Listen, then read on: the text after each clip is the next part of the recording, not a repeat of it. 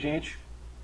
Hoje vamos ver a unidade 2, fala de modelo de entidade de relacionamento e modelo relacional.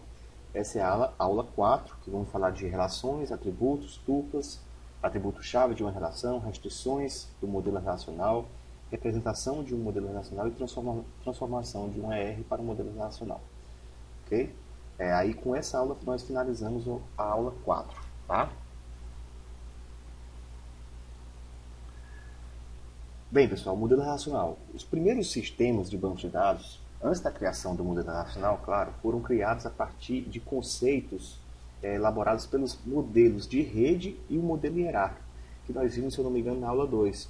Visto que esses modelos se aproximavam mais do nível físico, ou seja, da forma como os dados eram armazenados naquela época. Tá? Se vocês não lembram, aqui está o modelo de rede, modelo em rede, e o que é o modelo de hierárquico, que assemelha com o modelo de árvore, né? Então, esses modelos, né, eram os modelos utilizados na época e os sistemas utilizavam esses conceitos, tá?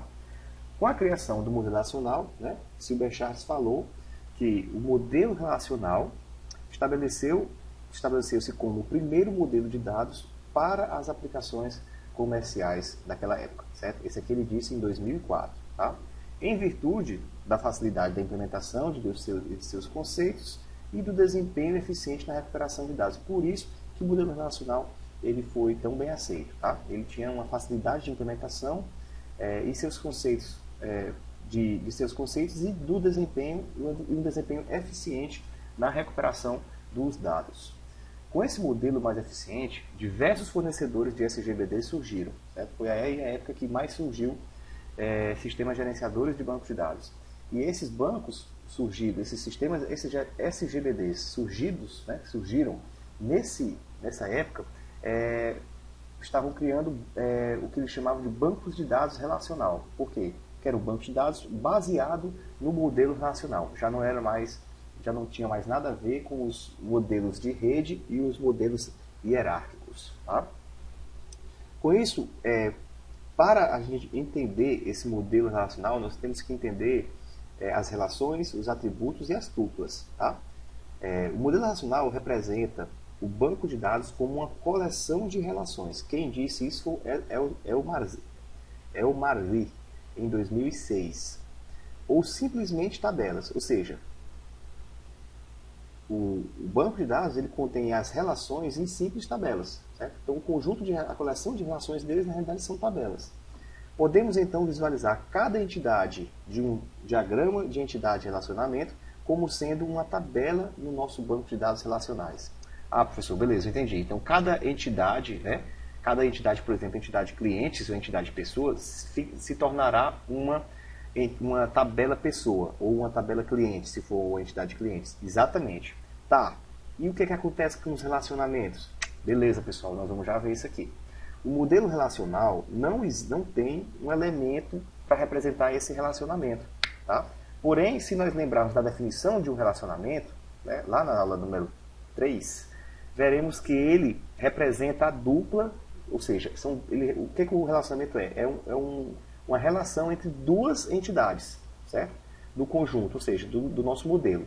Assim, cada relacionamento será uma relação, ou seja, uma tabela do modelo relacional identificada também por um nome e tendo também atributos para facilitar a sua manipulação de dados, certo? Então, o professor quer dizer que o nosso relacionamento entre uma dupla de entidades se tornará uma tabela do banco de dados relacional? Exatamente. Então, nossos relacionamentos se tornarão tabelas. E esses relacionamentos terão nomes, como as tabelas têm, e terão atributos, se for necessário, para identificar algo da relação. Vocês lembram do relacionamento entre cliente e filmes? Ou seja, o relacionamento era locação.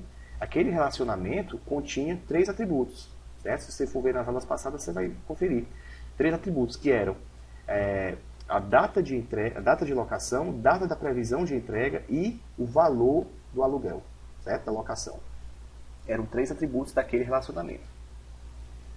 Muito bem, tabela.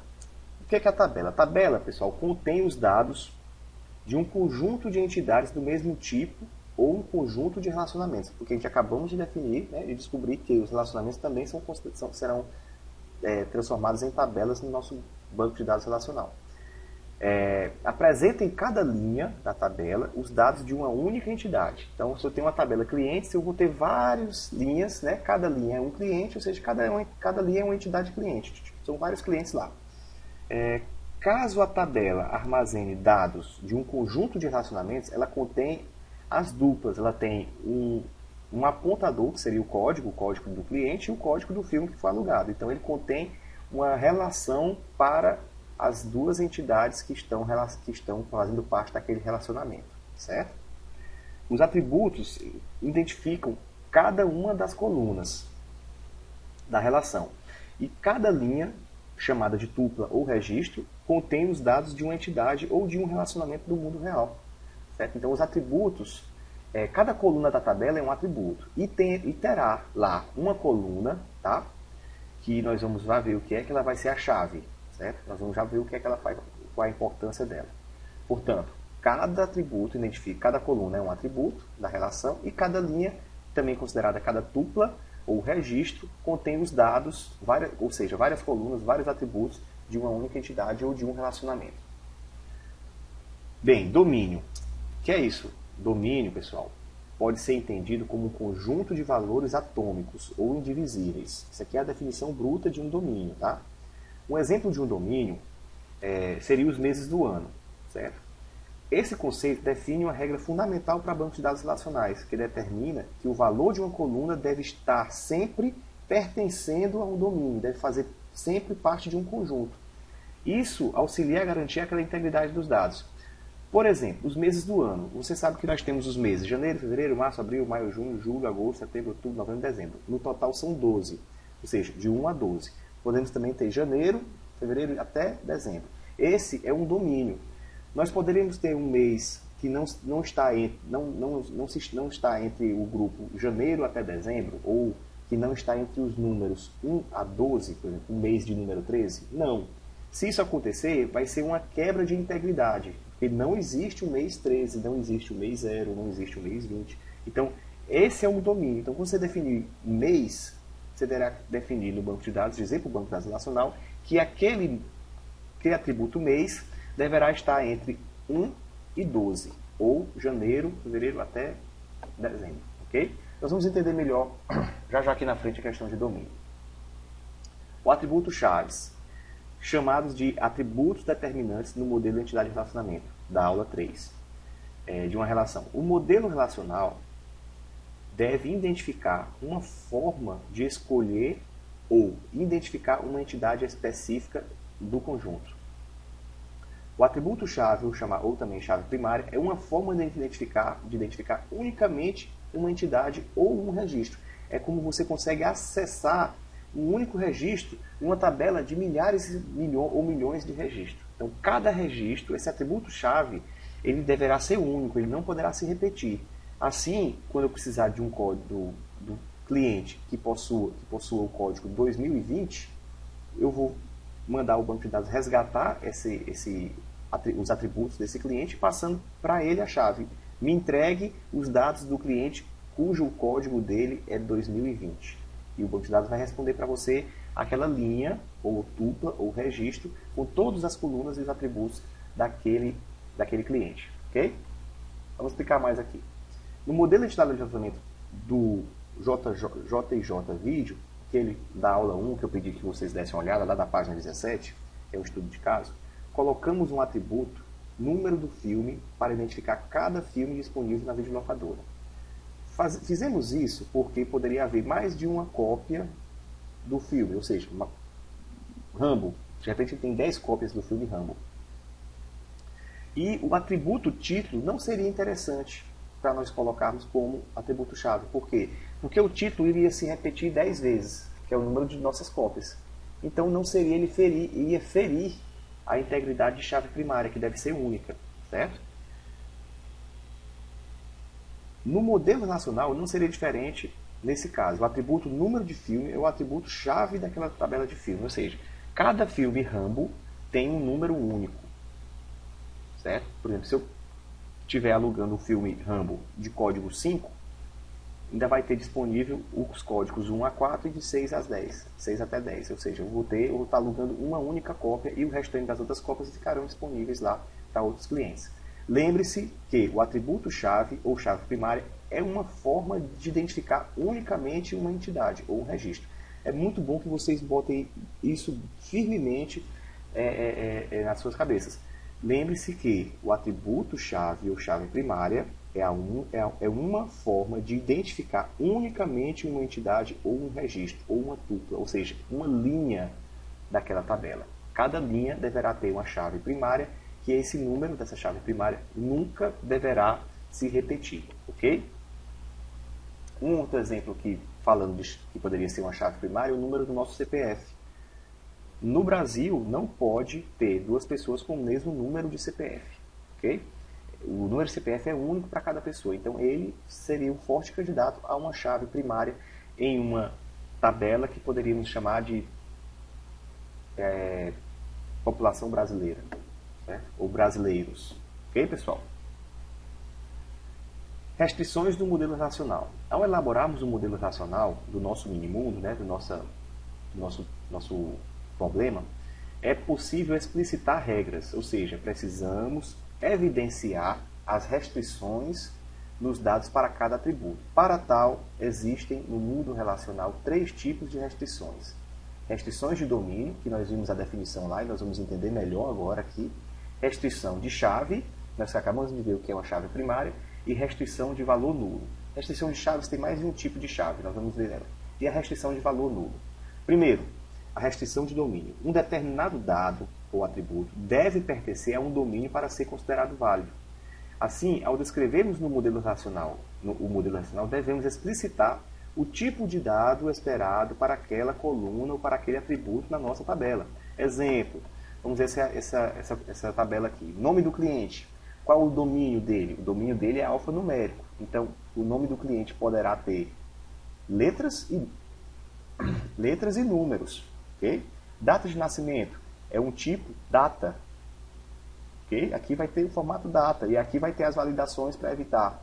Esse tipo data já valida meses acima de 13, meses com 0 ou dias acima de 31, se for um dia inválido, 31, 32, 33, seria um dia inválido, não existe esse dia.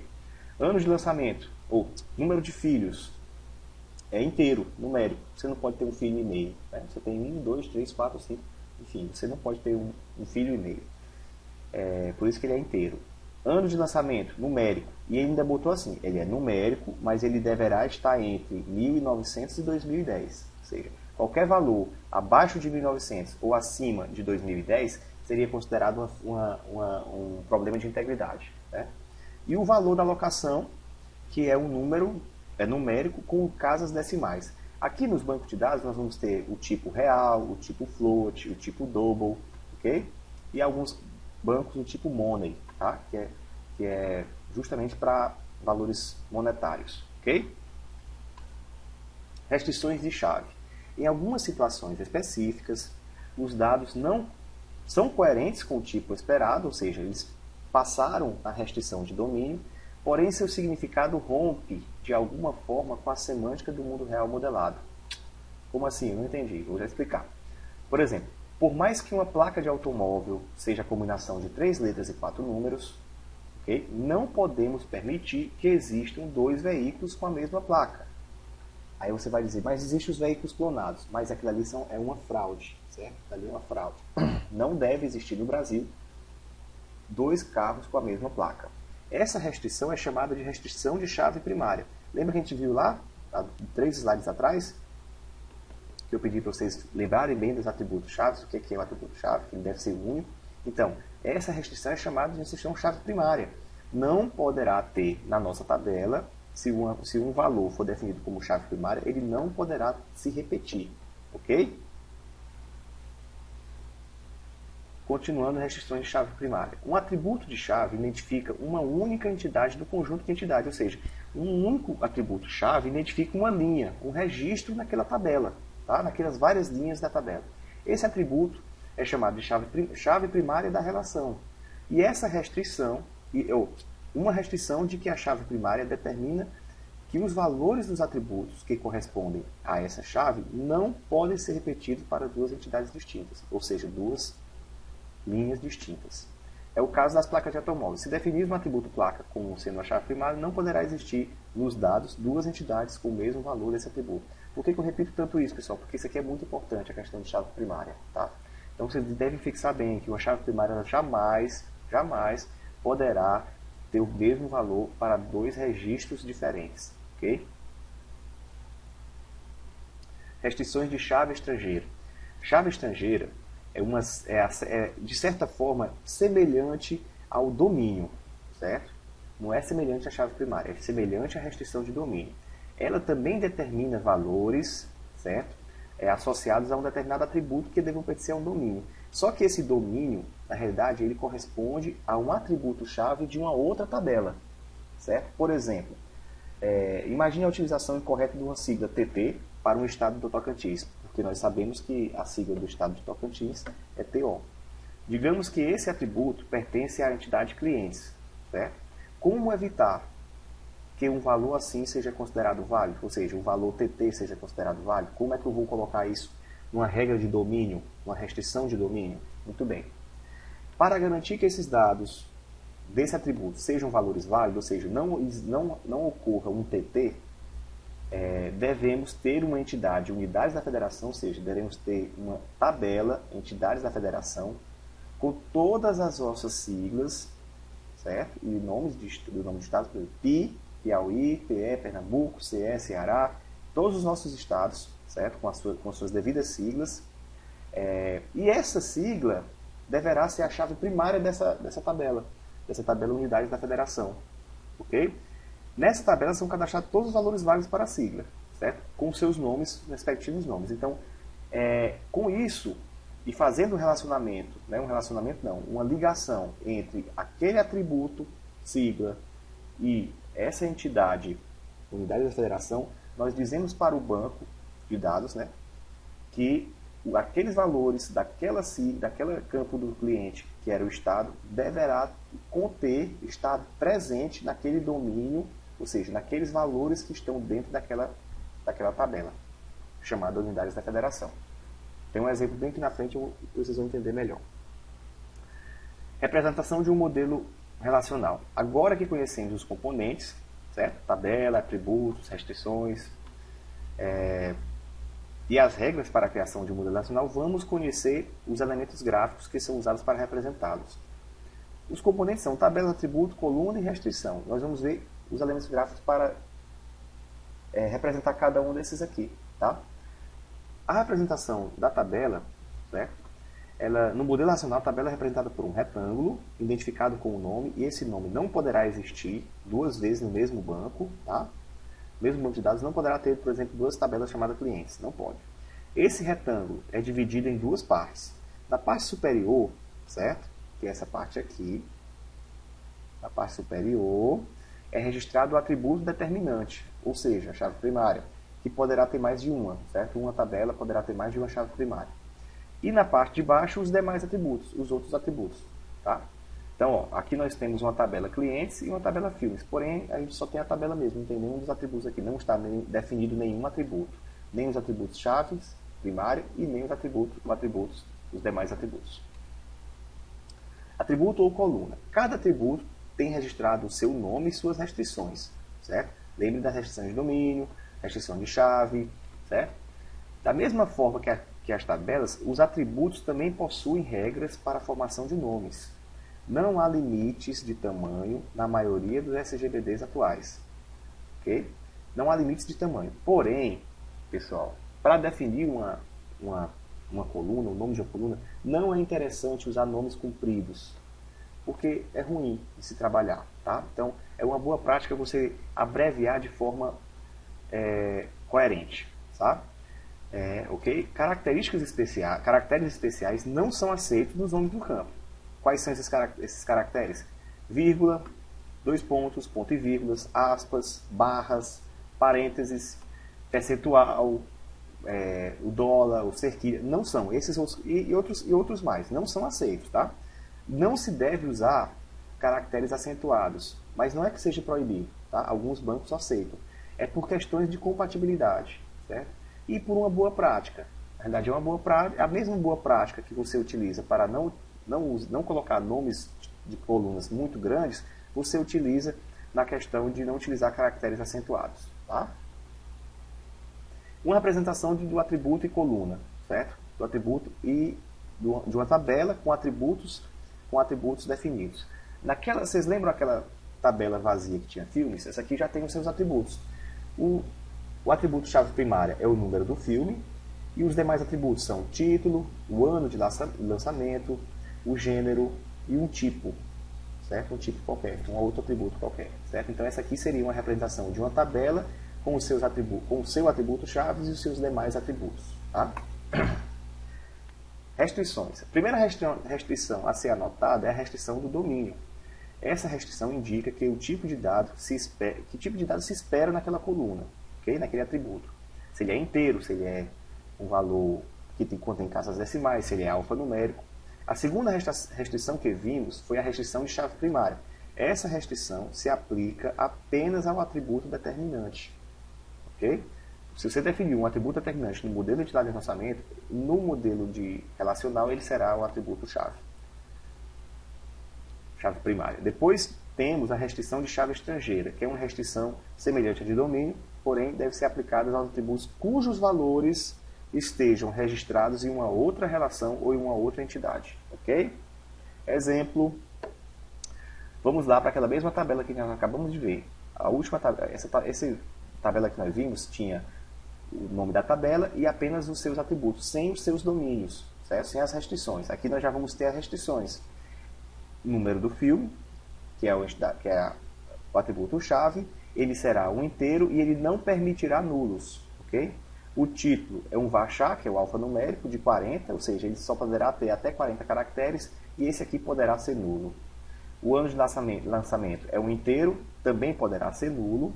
O gênero é um alfanumérico de tamanho 20, também poderá ser nulo. E o tipo de filme é um inteiro, não nulo, e aqui tem um FK. O que é isso? Foreign Key, que se chama chave estrangeira, que ela está ligada, com essa outra tabela, ou outra entidade, que nós chamamos de tipos de filme. Aqui tem um código de filme, que é um inteiro não nulo, que é a chave primária dessa entidade, tipos de filme, dessa tabela, e a descrição do tipo de filme, que é um varchar, que é o alfanumérico de tamanho 20, que poderá também ser nulo. Okay? Então aqui está a restrição de chave estrangeira. Então aqui nesse tipo filme só poderá ter valores que contenham nessa tabela. Ok? Pé de galinha. Onde foi que nós vimos pé de galinha? Muito bem, pessoal. Acabamos de passar por um pé de galinha. Conforme indicado, a notação que foi representada é chamada notação de pé de galinha por causa das linhas utilizadas para definir as restrições de chave estrangeira. Ela está vinculada à chave estrangeira. Além de indicar dependências entre as tabelas que se definem, né, que estão definidas, os números de registros possíveis a serem associados entre elas. Assim, sabemos que há características mais detalhadas dessa restrição. Ok, o que é que eu estou colocando com o pé de galinha? Eu estou colocando a cardinalidade, certo? Vocês lembram o que é cardinalidade? Vejam na aula 3, falo de cardinalidade. Vamos ver aqui essa restrição de chave estrangeira aqui, entre cliente e dependente. Nós temos aqui cliente, que é definido como chave primária o número do cliente e os demais atributos, nome cliente, telefone e e-mail. E nós temos o dependente, que também tem uma chave primária para ele, tem o nome do dependente, a data de nascimento, o e-mail e o número do cliente responsável, que vem de onde? Vem da tabela cliente. Tudo bem, professor, mas ainda não vi o pé de galinha. O pé de galinha é essa figura bem aqui, ó. Certo? Parece um pezinho de galinha, 4 dedinhos aqui, ó. O que ela significa? E onde é que está a cardinalidade dela? Está no seguinte, por exemplo, o cliente, certo? Tem um ou vários, que tem mais de uma perninha, dependentes. Entendeu? Um cliente tem até N dependentes, ou seja, ele tem 0 até vários dependentes. E um dependente tem apenas um cliente, porque aqui não tem pé de galinha. Então, eu saindo de cliente e indo para dependente, como eu leria? O cliente possui N dependentes, 0 ou mais de 1, né? Ou mais de 0, ou N, e o dependente tem um único cliente. Ou seja, o dependente tem um único responsável. Entenderam? Certo? Então, as restrições pé de galinha, aqui, o desenho do pé de galinha, essa ligação ao pé de galinha, ela define a cardinalidade entre uma relação de restrição de chave estrangeira. Ok? Transformação de um modelo de entidade de relacionamento para um modelo relacional. É preciso entender os conceitos do modelo relacional para saber como derivar um modelo entidade de relacionamento para transformar em um modelo relacional. Alguns dos passos desse processo já foram ilustrados anteriormente, porém vamos revisá-lo um pouquinho para não deixar dúvidas, ok, pessoal? Por exemplo, a representação das entidades será por uma estrutura tabular, ou seja, tabelas. Cada entidade terá uma tabela. A representação dos relacionamentos também será por uma estrutura tabular, ou seja, será uma tabela.